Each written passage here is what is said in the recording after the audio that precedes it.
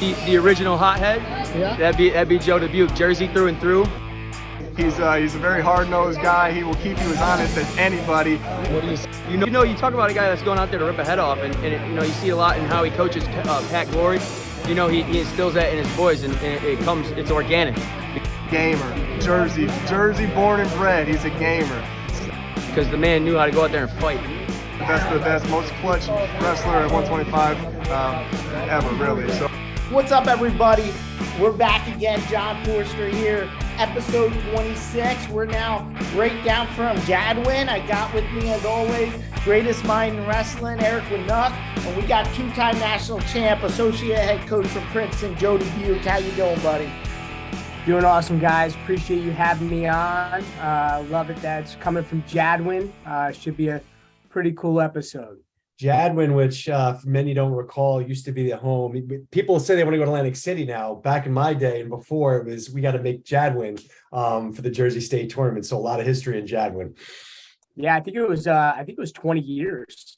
Yep. 20 years it was in Jadwin. I think it was moved over there like either 93 or 94. Yep. It was from Jadwin. Yeah, it was near the end of my career in high school. So, Joe, why don't we jump right into it? Because obviously one of the big reasons we want to have you on is the rise of Princeton wrestling. And last year, first time ever, I think, correct me if I'm wrong, you had two national finalists. We'll get into those guys in a second, and they're both returning to the squad this year. So why don't you just talk to us a little bit about the outlook for the next coming year and whether you can build on what you guys kind of put together last year? Yeah, we're really excited about this team.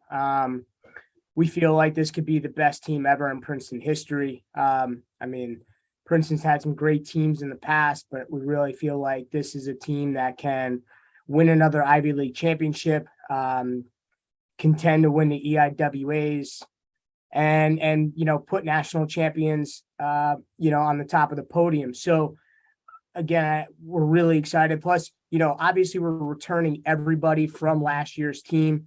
And then we have a little bit of an influx of some freshmen and some talented underclassmen that weren't in the lineup last year. So, again, it's really an exciting time. And I think we have the guys who can deal with that type of expectation. It's something that we've talked about in the recruiting process. These are the things that we want to do here at Princeton. So we feel like we have the team that can really embrace that type of expectation and kind of chase down those goals. Nice. And you're talking about national champs. I mean, let's talk about your weight class, 125. You got a good one in there, Pat Glory. Made it to the national finals, had the best walkout song from the national finals, I would say. That was a good one. Why don't you talk about him? I know he's has some big hopes this year with Spencer Lee coming back and your influence with him as being a 125 pounder. Yeah, Pat's he's a different breed, man. It's funny. I think we're very compatible. We're pretty similar personality wise. So I think that's why we kind of really gelled right off the bat, even in the recruiting process. So he's he's on or off, man. That kid, like when it comes to competition, he's the guy you want. He loves it. He loves the spotlight. He wants the biggest match. He wants the best guy. He wants a packed arena. So for him, obviously he accomplished some sub goals. Obviously the ultimate goal was to be a national champ. He fell a little short of that, but man, the things that he had to overcome just in the last 2 weeks of the season, it's just, the adversity that he dealt with was pretty amazing. And the fact that he can flip a result, going from, almost getting teched in the EIWA finals to beating that guy and going on to the national finals. I mean, again, it's a testament to how tough he is. I speak about it all the time. He's one of the most coachable kids I've ever dealt with. So, that's why he can take direction. Again, we do something on a Tuesday, he's implementing it on a Friday. And that's just, again, I think that goes to the trust that he has, not only in myself, but the other coaches on staff. So it's, he does have big goals, man. He's got big goals, and I know Spencer Lee's there, but Pat loves it. Like, I think if Spencer Lee wasn't there, I think it would almost be kind of like a downer for him. I think he wants it. Like, if he's going to be a national champ, he wants to beat the best guy. And that's what he's looking forward to. So, he's got work to do, just like anything, like where he ended up last season means nothing this season. He knows that coming into the season, nothing's gifted to you. So he's going to be working his ass off and trying to chase down that national title. Yeah, and speaking of big time wrestlers, and obviously another national finalist, I think of the all-American families of wrestling. Obviously, the Mondays come to mind. To this day, the '88 Olympic team still kind of resonates in my brain. But why don't we talk about Quincy Monday and how he came on strong last year? I think he was a 5th seed, made it to the finalists. He's bumping up to 65 with David Carr this year. But when we talk about that performance last year and what you expect out of him going into 2023. So, Quincy, man, he's made jumps every single year he's been in this program. His freshman year, he, had some big wins, but then wound up going 0-2 at the NCAA tournament. He was very disappointed with that showing. And I think that kind of catapulted him into that next year as a sophomore. He wound up going to the NCAAs. He was the 5th seed. He only had like a handful of losses. Again, I think he ended up like ranked 6th in the country. Unfortunately, he didn't get a chance to wrestle in that NCAA tournament. And then, 2 years later, he, for his junior campaign, I think he just put a lot of things together, and he really started to believe just mentally that he's the best guy. I mean, he's an unbelievable athlete. He is ungodly strong. And again, I think it's just the self-belief that he might not have had as a freshman that he definitely had last year. Such a great kid, hard worker. And again, I say hard worker. It's like, everybody's got to be a hard worker at this point. It's like, you got to be a hard worker. But he's another guy who I think loves the spotlight, loves to compete. That's what you need at this level. You got to want to love competition. You got to want to love it. It's like, if you love training, yeah, that's great.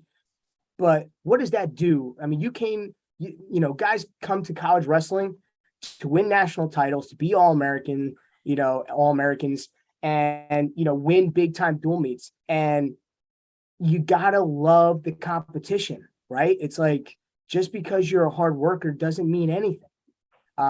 So we've been really stressing that to our guys, and I think they're really buying into that philosophy. Is like, you gotta love being in the environments that we're putting you in. You gotta love to be at Carver Hawkeye Arena with 15,000 people. Like, if that worries you or if that scares you, man, this ain't the place for you.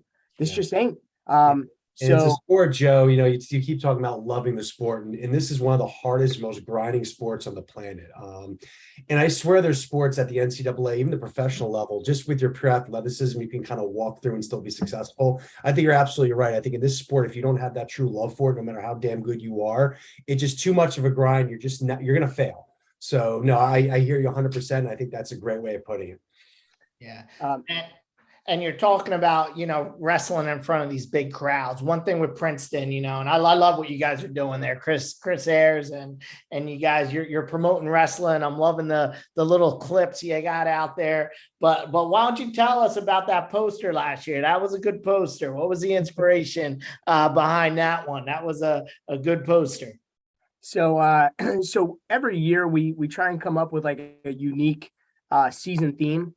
Something that we can kind of rally around. But it also, we want to have it, mean something, right? And it be unique to that team. So last year's was unfinished business.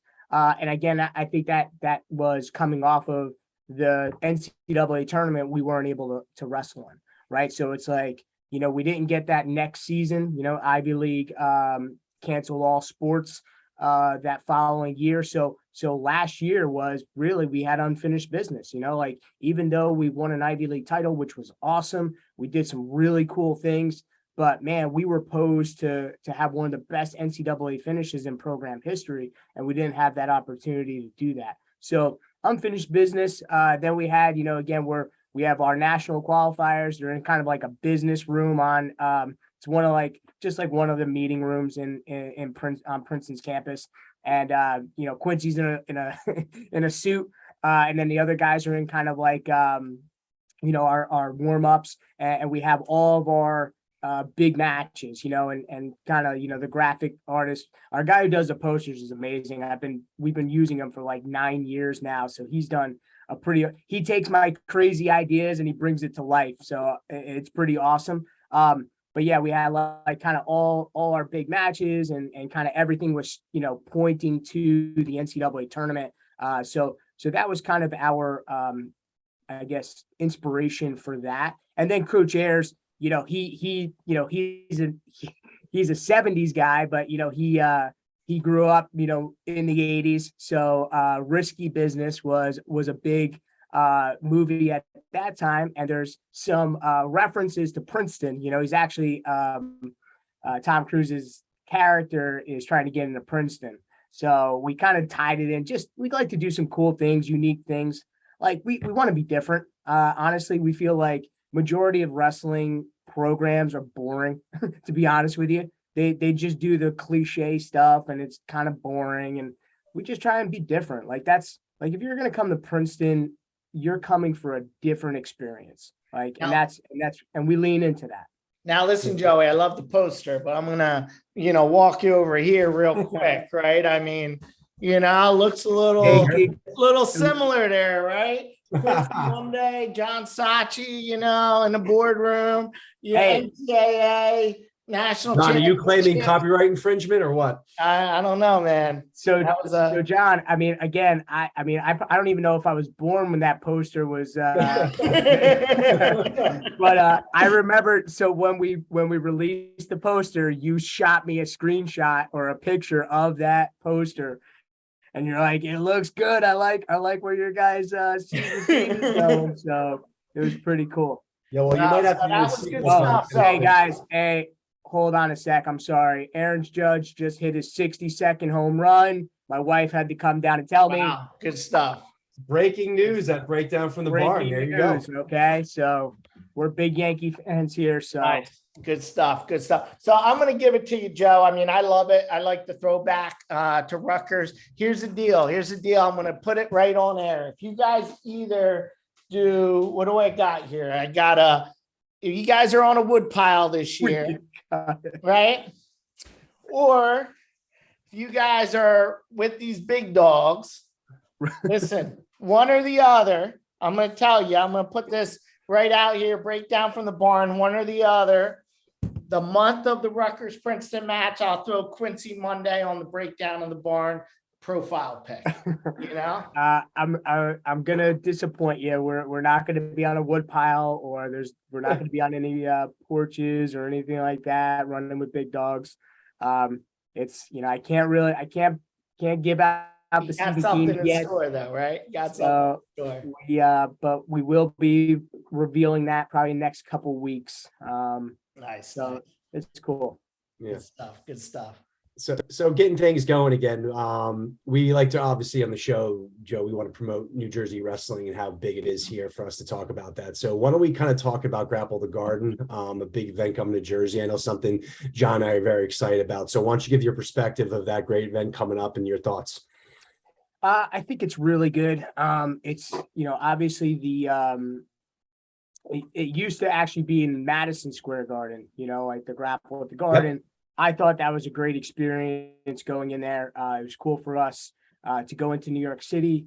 Also good for us. A lot of our alumni are working in New York City, so it was really cool for them to come out and watch us.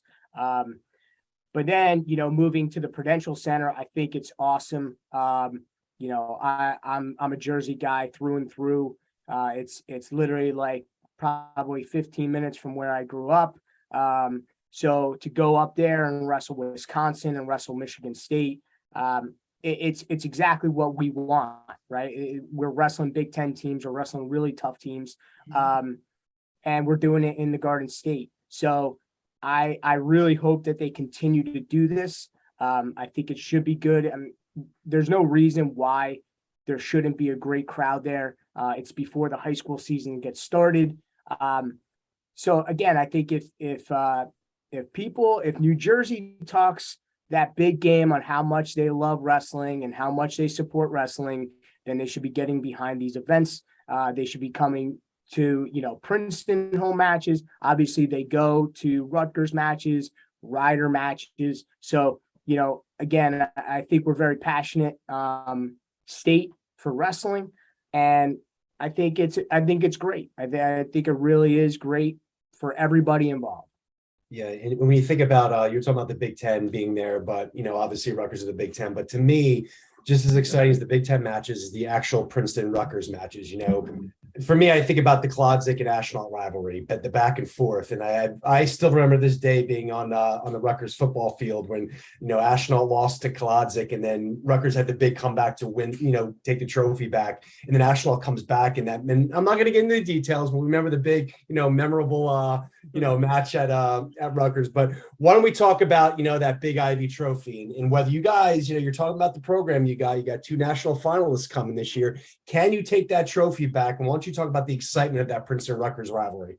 Yeah, we plan on taking that trophy back. I want that thing back in my office. I want to stare at that thing for a year. It's good. I mean, Rutgers is always a good, passionate match. Again, it's a bunch of Jersey guys that want to win, and that think their programs are better. So it brings out a ton of energy. It's almost like I lose my mind every match. It's funny. I go back and the first time we were at the RAC when they went Big Ten, and they had like 5,000 people. And I forget, I went to the head table. I was arguing about something, and some guy, goes, "Sit down, Joey. Nobody cares what you got to say." And I was like, I'm like, I think I knew the guy. I'm like, what the hell? I was like, I'm from New Jersey. I was like, this is my state, but that's great. And I love it. That's something like I wasn't even mad about it. It was almost like, God, I freaking love this, and I love New Jersey fans. And I think we pushed each other program wise. It's we're not really we don't cross paths in the recruiting, on the recruiting paths. We're looking for different athletes. It's just guys who want to go to Princeton are looking for a different experience. Guys who want to go to Rutgers are looking for a different experience. So we don't even really cross paths in that respect. But they want to beat us, right? They want to make it that they're the number one Jersey school, and we want to make it that we're the number one Jersey school. So it's great competition.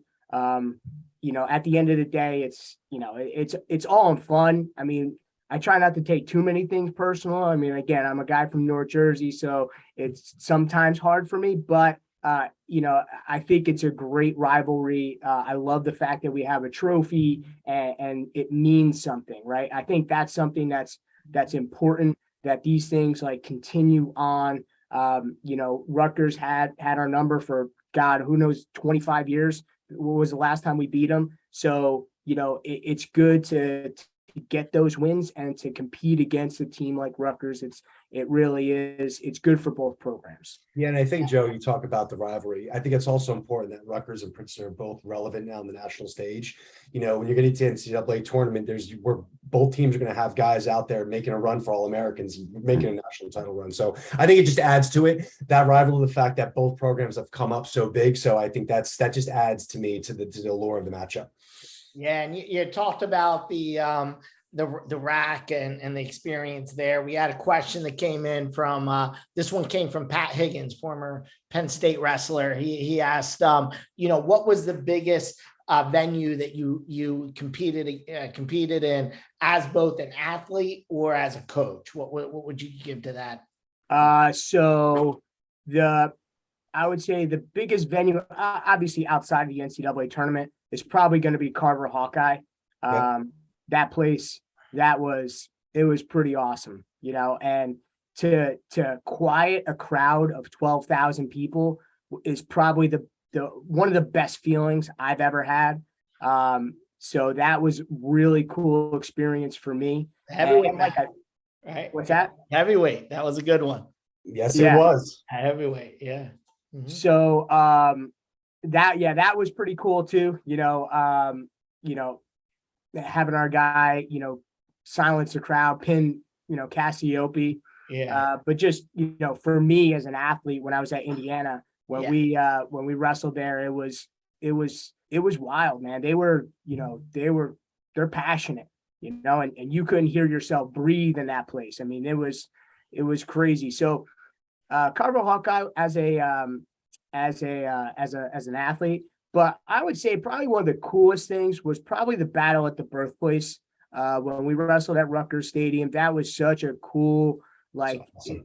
it was just a cool environment, and everything came into place. I mean, it was 62 degrees in November, and then literally 6 hours later, it's snowing for the football game. Yep. Like so many things just kind of fell into place for that match to do. And, we wound up being the second largest dual meet crowd ever, which is, again, it's something that's pretty cool for us to sit down and say, hey, we worked hand in hand with Rutgers to put something together for fans of New Jersey, and we put on a great match. I mean, like you said, Eric, that came down to, the last match. I think they won like 18-15. It was a great back and forth. I mean, that's the type of experience that changes little kids' lives, where they go there, they're 7 years old, 8 years old, new to wrestling, and they go and watch something like that, and they're like, oh, I want to go and wrestle at Princeton. I want to go and wrestle at Rutgers. So I would say those two are it for me. Yeah. And speaking of environments, another question from the fans is, how excited are you, Joe, to get back at Jadwin this year? Well, very, very excited. I mean, we were in Jadwin last year, but majority of our matches we didn't have fans. Yep. So now we have all fans. All of our matches are now in Jadwin, which is, this is the first year for that. We're one of, I think, 5 or 6 ticketed sports at Princeton. So that's a very big deal. And I think, again, it's a testament to what we've done with the program and the progress we've made, in the 10 years that I've been there. And then obviously the 16 years that Chris has been there. And it's awesome, man. I mean, we're selling season tickets. We have alumni who are excited to get back in and watch us compete. And I'm really excited to see if we can get new fans. I mean, that's the way we build this program is we have a brand of wrestling that we feel like is gonna win over fans. Like wherever we wrestle, whether it's in Jadwin or some other place, we feel like when we leave those matches, win or lose, we're bringing new fans. I think we're bringing new fans into the program, and that's what we want to do. I think if our guys buy into that, they're going to be super successful, and we're going to have a great program. Good stuff. Excellent. So you talked about, silencing Iowa as a competitor, your style, very hard nosed, gritty in your face. Why don't you talk about you as an athlete developing that style? How did that come about? I mean, again, I'm a North Jersey kid, came from a blue collar family. So, and I was always the smallest kid. So right away I had a huge chip on my shoulder. I played football, baseball, I'm playing with kids who are, a foot taller than me, 100 pounds heavier than me. I didn't care. So I think I just developed that toughness when I was younger. And I always wanted to prove something to the coaches that I was either, the hardest worker or the toughest kid. Like that was something that drove me. Like I liked it when coaches were saying like, hey, look at Joey, man. He don't care. He's got no fear. And that, I was like, yes, I don't have any fear. So I think it started as a young age for me in that. And then once I got into wrestling, it was actually a thing where I'm like, oh, I get to wrestle this guy who's the same weight as me, same size as me. I'm like, this is great for me. So I think it just has developed and just with my personality, it's funny. It's like outside of wrestling, I'm not like, I don't really care about the spotlight. Like I'm not drawn to it, but man, once I stepped on that mat, I was like, I love this. This is like, I'm like born for this. So the spotlight where people were on me and all eyes were on me, I think that was something that I craved and I really enjoyed. So the competition thing was I never got nervous. Like, I got nervous, but it wasn't to the point where it really affected the way I wrestled. So I just think that was kind of unique to my other experiences of being a baseball player, being a football player, where, you know, I'm on a team and it's about the team, which is great. You know, I love those sports, but wrestling it just hit something different for me. Yeah, and we just interviewed Reese Humphreys a week ago. He said you were the most clutch 125-pounder of all time. So, yeah, a lot of that goes that mindset, right? Developing that mindset. Yeah. So, okay, Joey, I got one last question for you. All right. This is a big one. Yeah. We're going to go back, you know, November 29th, 2003. You know, people say, you know, people didn't come out to the barn, but that night, the barn, you know, for those of you who don't know, breakdown from the barn named after College Ave Gym, that place was packed and there were a lot of people to see you, but a lot of Rutgers fans came that, you know, that was after I graduated. I came with the crew that night. We had a you know, packed house. You know, Rutgers looking to get their first Big Ten win of all time versus Indiana. You know, they had, you know, the John Sachi, they set up so that the main event was 125, the Joe Dubuque show coming out, and wrestling, you know, a freshman, Marc Rosenfeld, 500 record going out there. He had to go the distance for Rutgers to get their first ever win. You needed a pin. There was some chatter, you know, a couple weeks ago on our Facebook page about that match, said you were going to rip his arm off. But he survived. He did it. You know, he survived, got Rutgers their first Big Ten win. So what do you remember about that night? And, you know, how did Marc Rosenfeld get that done? Well, let's go back. So I convinced Coach Goldman to go out to Jersey, right? And we wrestled Ryder first. And then later on that night, we went up and we wrestled Rutgers. So, you know, I mean, I'm like, yeah, we're going to beat both teams. You know, I mean, that's just my thinking, right? We had a young team at that time. I think we had like 3 or 4 freshmen in the lineup, probably another couple of sophomores. I think the oldest guy was probably a junior. Actually, no, we had 1 senior or maybe 2 seniors. So I was like, man, this is going to be a great homecoming, you know, come away, you know, get 2 dual meet wins, be in New Jersey for a couple of days. And then, you know, we got beat by Ryder. I think we got beat pretty good. I think me and probably 3 other guys were probably the only ones who won. Then going up to Rutgers. So it comes down to me, right? So they're actually winning by 5. So Rutgers is winning by 5. And I either need to get a tech or a pin. Pin will win it outright, obviously. The tech, if I got the tech, I think we actually had criteria, so we would have won. Now, I did get the tech, but the rules back then were you had to get a set of back points for it to actually count as a 5-point tech. And I was not the most efficient guy on top. So I was always trying to, you know, any way I'd get back points was usually a double leg to the guy's back. So I was kind of putting on a show at first, you know, taking him down, letting him up, blah, blah, blah. And then, you know, my coach was like, yo, you gotta put him on his back. You got to either get a pin or you got to get some back points. So then I actually started to try and, you know, take him to his back. But Marc was bellying down pretty quick. He was giving up those takedowns pretty quick. Me and Marc, I mean, go back. I never wrestled him in high school, but he was in my weights. I think we were in the same weight 2 out of the 4 years in high school. You know, he wrestled tough. I think he was I don't know if he was a true freshman and I was a redshirt freshman. I forget what the deal was, but I might have played it a little bit too cool at first, where I should have probably, just tried going after it. But Marc was actually pretty flexible too. So I don't know if you remember that. He had some really gooey shoulders. So he was a hard guy to put on his back regardless. But yeah, my coach reminded me at the end of the match that I should have been going for back points earlier.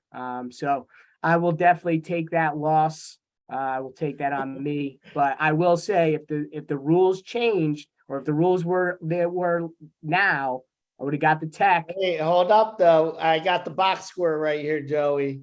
Do I will you? show you 22-10. We do the research on breakdown from the burn. Joe Dubuque decision. I did not get the tech. Marc Rosenfeld, 22-10. 22-10. I think your story was right, because I remember you were cranking him. You were cranking his arm, couldn't get him over. He survived 22-10. So yeah, Marc Rosenfeld, he came on, he got, he did his job. He went out there against the great Joe Dubuque, 22-10. He survived the 7 minutes. Joe, great having you on the show, What's man. up, Joe? Great having you. Following Princeton. We love Princeton wrestling.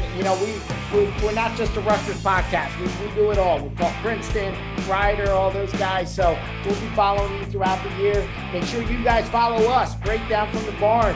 We're on Facebook. We're on Instagram. YouTube, Spotify. Follow us. Give us a follow. We'll be on throughout the year, and talk to you guys later. Great show. Appreciate it, guys.